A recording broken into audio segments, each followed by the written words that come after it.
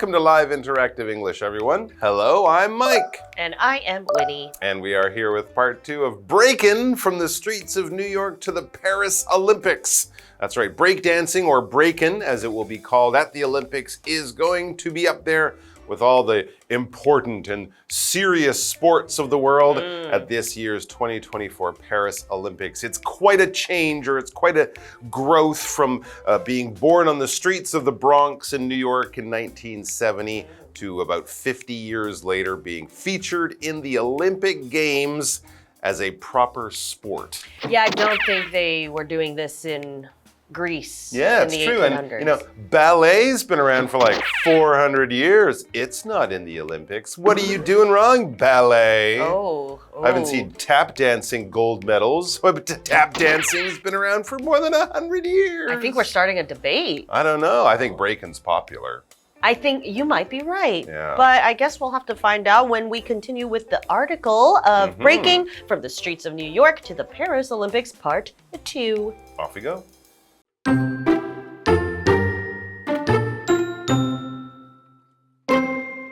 In most sports, it's clear who the winners are. For example, they may simply be the individual who runs the fastest or the team that scores the most goals. However, breaking is much less clear. Breakers take turns competing in one-on-one rounds that are called battles, and judges rate how well the breakers perform. A breaker's performance is judged on several factors. These include the completion of difficult dance moves, originality, and how well it matches the music.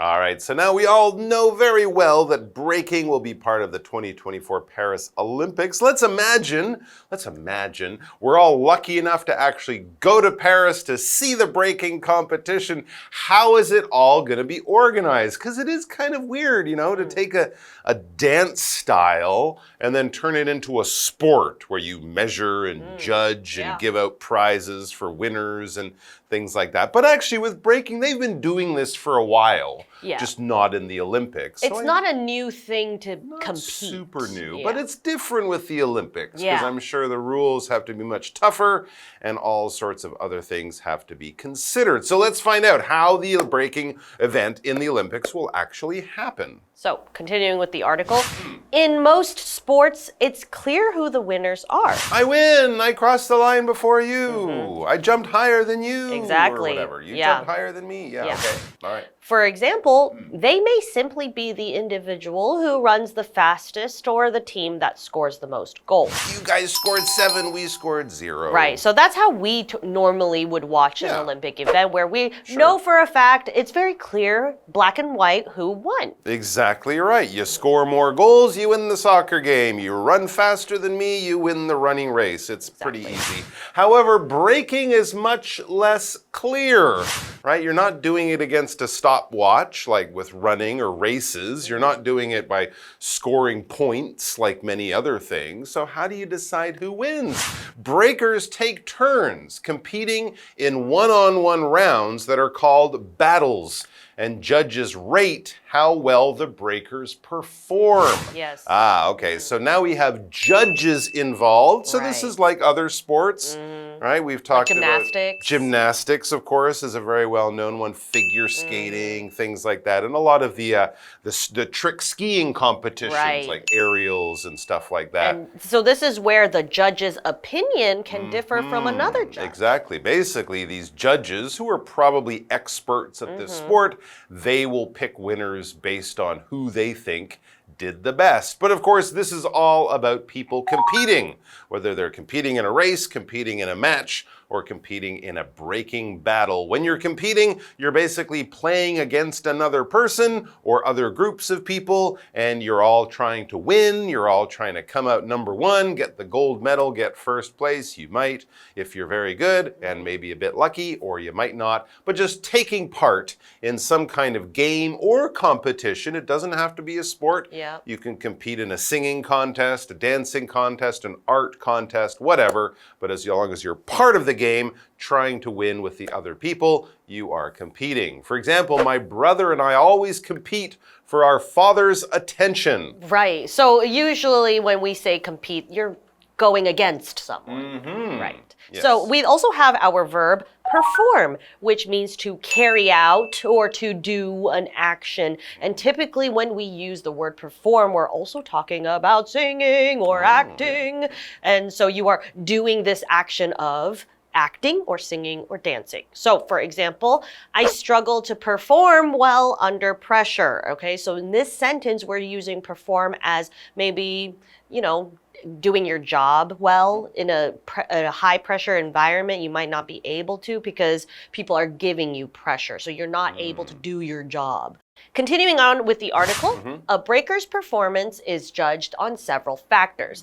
These include the completion of difficult dance moves, originality, and how well it matches the music. Cool. Yeah. So there's a lot of factors. It's not just about freestyling, I don't think. I think they really have to put in a lot of time, effort, and thought into their routine. Absolutely. So kind of similar with gymnastics. You know, they've been preparing for this for years. That's right. You probably have a few less rules in breaking, but there are going to be difficult dance moves. Probably certain dance moves, certain positions that everyone must do. You have to put it together in a new way, right? Just your own style. That's the originality. And everyone will be dancing to music not picked by them, but picked by a DJ. And you don't know the songs, so you have to try to change what you normally do to meet the music. And if you can listen to the music carefully and know, oh, it's going to stop here, it's going to change here, I will do something at that time. Extra bonus points for all that. Well, I think we should go and work on our little routine that we will be doing. At you know, we're going to be breakdancing for you guys right after this break. I got one move for you. Go. Fresh. Oh.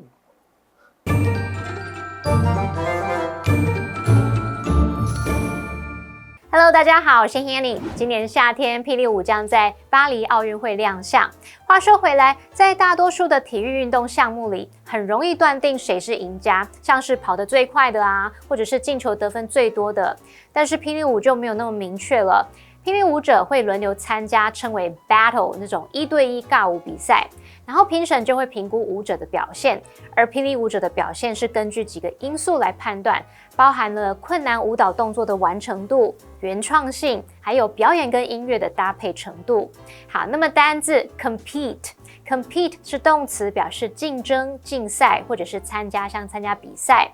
那么 compete for 加名词，可以表达参加什么的角逐，为了得到什么而竞争。再看到 perform 这个动词，它表示表现、表演、演出或者是执行。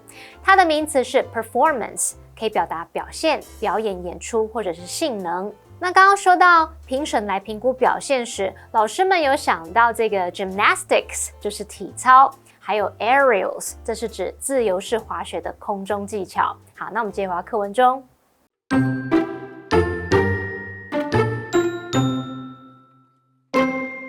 During the Olympics, Paris's largest public square, Place de la Concorde, will be turned into La Concorde Urban Park.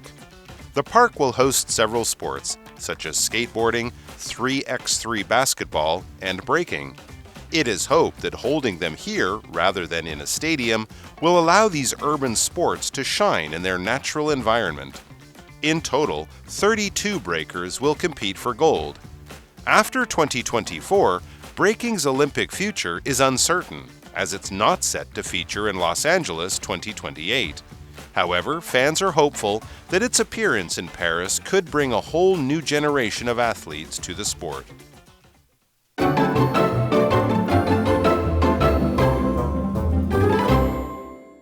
Welcome back from the break. Mike, let's continue on with this article. All right, we're finding out more about the breaking event at the Paris Olympics. So now we know how it will be run, right? You'll have battles between one-on-one. So this is also interesting. No team battles. It's just one-on-one, right? Because sometimes in the other breaking contests, they'll have, I think, 4 or 5 person team battles. But they won't be doing that at the Olympics, just one-on-one. So where will they be doing all this battling? Good question. During the Olympics, Paris's largest public square, Place de la Concorde, will be turned into La Concorde Urban Park. Wow. Or La Concorde Parc Urbain. Wow, look at that. We're not only teaching you English, we're teaching you French today. And some geography. Place de la Concorde, of course, is right in the middle of Paris. So this is a great place, really, to hold the event. Maybe even you don't need tickets. Maybe you can just kind of go down and stand and watch. I don't know. It's out there in the public. But it's definitely in the middle of the city because it is described as an urban park. Urban meaning of or having to do with the city. If you are an urban person, you live in the city. If you go to school or work or live in an urban area, you live in a part of the city probably with lots of big buildings and busy streets and lots of cars and trucks and buses and noise. Yeah, which Not is in the rural areas, right. Which is the countryside. Which is very fitting because as we know, breakdancing, it started in an urban area. It absolutely did. In New York. So it's going to be in the middle of the city in an urban park. It says there is often lots of crime in urban areas. That's true, but the choices of restaurant is much better too. Continuing on, the park will host several sports such as skateboarding, 3x3 basketball, and breaking. It is hoped that holding them here rather than in a stadium will allow these urban sports to shine in their natural environment. I agree with this. This is, when something is usually thriving in an environment, they're going to do well in that environment. Because I don't think it would translate well to have a 3x3 in a huge stadium. I'm just not convinced that Place de la Concorde, look at a picture of this place. It's not really breaking's natural environment. I mean, all you got to do is lay some cardboard. That's true. That's true. I guess it's more natural than having it in the Alps. Yeah, that's true. In total, 32 breakers will compete for gold. Wow, that is exciting. I wonder if it's one from every country or if other countries are allowed to send 2 or 3 people. Ooh, I would hope so. Yeah. So, we have our word stadium, and it is a noun, and it basically just means an arena or location, usually for doing and or watching sports. Nowadays, we can also use arenas for concerts as well because, as we know, stadiums seat a lot of people or spectators. And this goes on even from ancient Greece, and also in Rome, we have the Colosseum. That's like the original stadium, that where we can watch gladiators fight. So, in our example, we have over 30,000 people were in the stadium to watch the game. That's a lot of people. A lot of people. It's good to remember stadiums, or stadia, which is actually the proper plural, are generally bigger than arenas. So if you see arena, it might have a roof on it. A stadium might be bigger and it might be open air, like a big soccer stadium you might find in Europe or down in Kaohsiung, right? That's a pretty big stadium down there. Back to the article after 2024. So after this year's Olympics, after 2024, breaking's Olympic future is it's uncertain, as it's not set to feature in Los Angeles 2028. I would assume they are taking this Paris Olympics to kind of test the waters. Absolutely. And I think that's also why they're kind of, maybe holding it in an urban area to test the waters on how the audience receives breaking. Could be. Because, there are some Olympic purists or people who really love traditional Olympic. I don't like the breaking. They might not agree. Or maybe Los Angeles, since it's near California, maybe it has its own sports it wants to do. Maybe we'll see surfing or something like that as part of the Olympics in LA. Well, or maybe surfing is actually going to be featured in this. Oh, that's right. It will be in this one too. Or maybe LA's is like, we don't want that. That's from New York. Yeah. We want our own LA stuff. Anyway, so we don't know if the breaking event will be back at future Olympics. So it's a good time to enjoy it this year. However, it says fans are hopeful that its appearance in Paris could bring a whole new generation of athletes to the sport. And of course, if it shows that millions of people are watching breaking on their TV and stuff like that, that will definitely be make it more likely that breaking will come back. So if you're a big fan, you'll definitely want to check it out. Exactly. And we have this word athlete, and it is a noun, and it basically just means a person who does sports at a very skilled level. So we're not talking, Little League baseball players, although they are athletes too. They are athletes too. But we're talking about, Olympians. We're talking about people who maybe it's their job to play this sport. Okay. So we have our example sentence. Usain Bolt is one of the greatest athletes ever. And we can say that because he has broken the world record he is the fastest man as of right now in the world, Yeah. So we also, have a question to ask everyone at home and you too.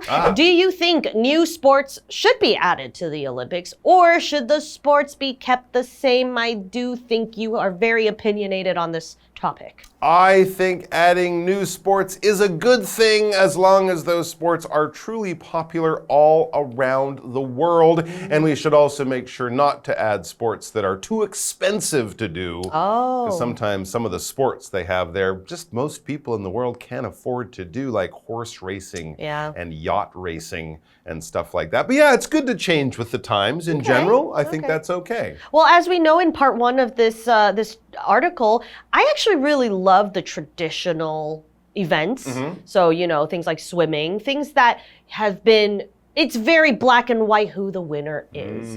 I just think that's the most fair. And we're really looking at the human body in a very black and white way of kind of deciding a winner. Yeah, and it's kind of cool because you can take people's records from this year and compare them to how people ran 50 or even 100 years ago. Exactly. It can be very, very interesting. Right. Well, I really enjoyed learning about the Olympics. Me too. And we will see you on the next episode. And I hope you guys will watch Breaking. Absolutely. And to say goodbye, we're just going to go fresh.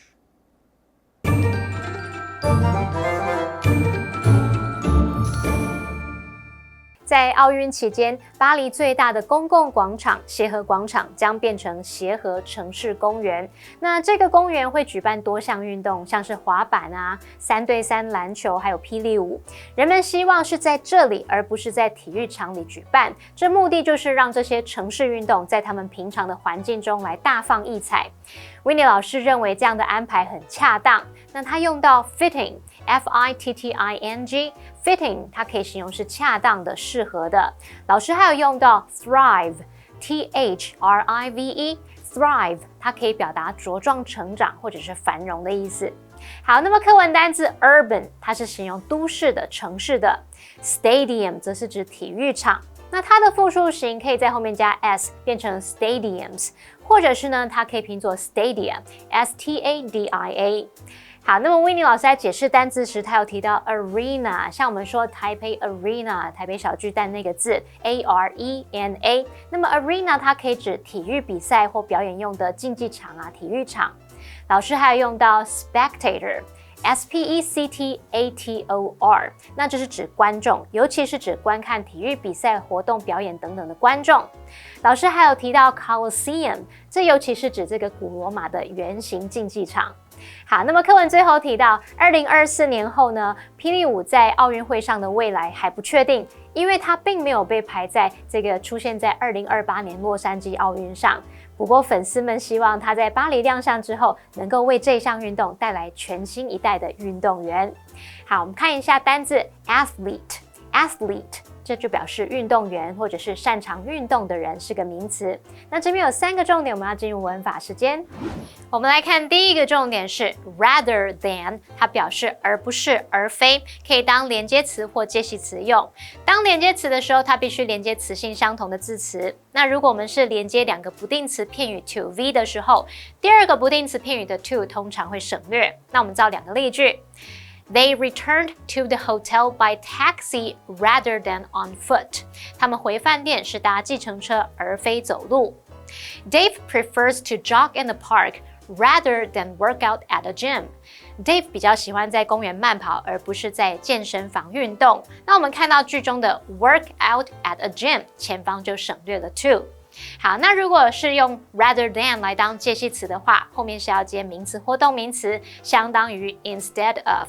举例来说 ，He sold the car rather than getting it fixed。他把车卖掉，而不是送修。那第2个重点是 be set to 加上原形动词，这是表达预定要怎么样，准备好要怎么样。set 在这边当形容词，表示预定的、安排好的。例如 ，The parade is set to begin at 2 p.m. 那场游行预定下午2点开始。第3个重点是 be hopeful 加上 that 子句，是表达希望某事能够发生。hopeful 在这边当形容词，表达充满希望的、抱持希望的。像 Sue is hopeful that she will get the job. Sue 希望她能得到这份工作。好，那以上是这些讲解，同学别走开，马上回来哦。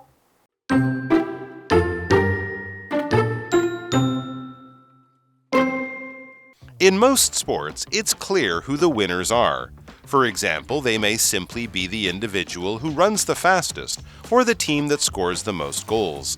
However, breaking is much less clear. Breakers take turns competing in one-on-one rounds that are called battles, and judges rate how well the breakers perform. A breaker's performance is judged on several factors. These include the completion of difficult dance moves, originality, and how well it matches the music. During the Olympics, Paris's largest public square, Place de la Concorde, will be turned into La Concorde Urban Park. The park will host several sports, such as skateboarding, 3x3 basketball, and breaking. It is hoped that holding them here, rather than in a stadium, will allow these urban sports to shine in their natural environment. In total, 32 breakers will compete for gold. After 2024, breaking's Olympic future is uncertain, as it's not set to feature in Los Angeles 2028. However, fans are hopeful that its appearance in Paris could bring a whole new generation of athletes to the sport.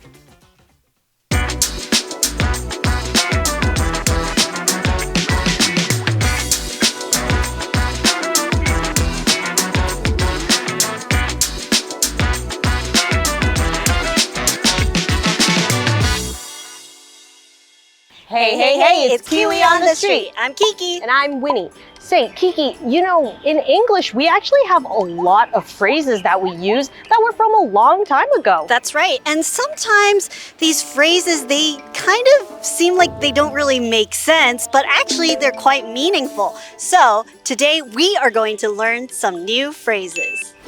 It's time for some phrases. The first one is 提高标准. Raise the base. I think raise the bar. Raise the base. First one. I'll guess it's raise the bar. Raise the bar, are you sure? Maybe? Raise the bar. Raise the bar. Very confident, very correct. Okay, we have 化解危机. save the day or save the date. Save the day. Save the day. Save the day. Oh, I think save the day. save the day. Save the day. Save the day. Okay, is it save the day? Let's take a look. Ding, ding, ding. Yes, correct. Okay, what phrases did we learn today? We learned some new phrases today, so let's take a look at what they mean. The first one is raise the bar. It means to set a higher standard or increase expectations. This phrase came about around the 1900s from the sport of track and field. The high jump and pole vault are sports that involve raising a bar at different heights to see how high the competitors can jump or pole vault. So at each interval, it challenges the athlete to raise their standards. For example, this new horror film raises the bar for others in the genre. Our next phrase is save the day. It means to do something that solves a serious problem.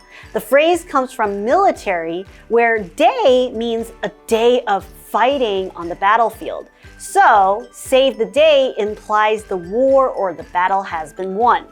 For example, Jocelyn really saved the day with that pizza when all of us forgot to bring lunch. That's all the phrases we have today. KiWi later.